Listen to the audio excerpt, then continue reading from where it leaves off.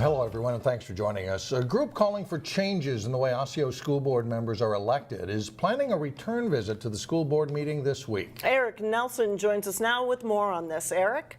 Yeah, Alex and Mike, Tuesday night school board meeting could be a repeat of what we saw in October. Back then, the group staged a silent protest as they tried to make a point about a system they believe is not fair to all students.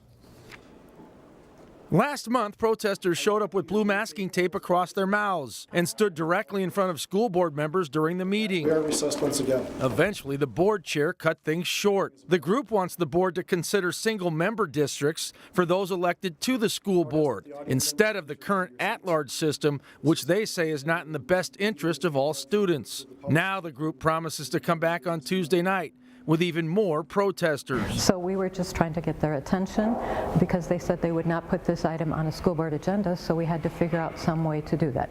Tomorrow night we're expecting those parents and probably a lot more of them to come back because the people in the community are really concerned about this, and so we expect a large turnout of residents of the district at the meeting tomorrow night. Roxanne Smith says her group is collecting 10,000 signatures that could force an election on the single-member district issue. Meanwhile, others have a different take on this topic. They say that the candidates who ran for the board fared extremely well in Brooklyn Park precincts and received the most votes. They feel the Brooklyn Park voice has been represented quite strongly. In fact, in the 2016 election, there were 10 candidates. I believe 5. A large portion of them were from Brooklyn Park, so we had the opportunity to vote for Brooklyn Park residents if that's what was important to us.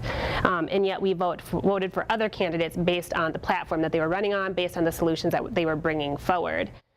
So we really feel that. Now, currently there are 5 residents from Maple Grove and 1 from Osseo on the school board. According to Tanya Simons, if Brooklyn Park residents could only vote for board members from that city, then 2 of the top 3 vote getters in Brooklyn Park in the last election would not have been elected.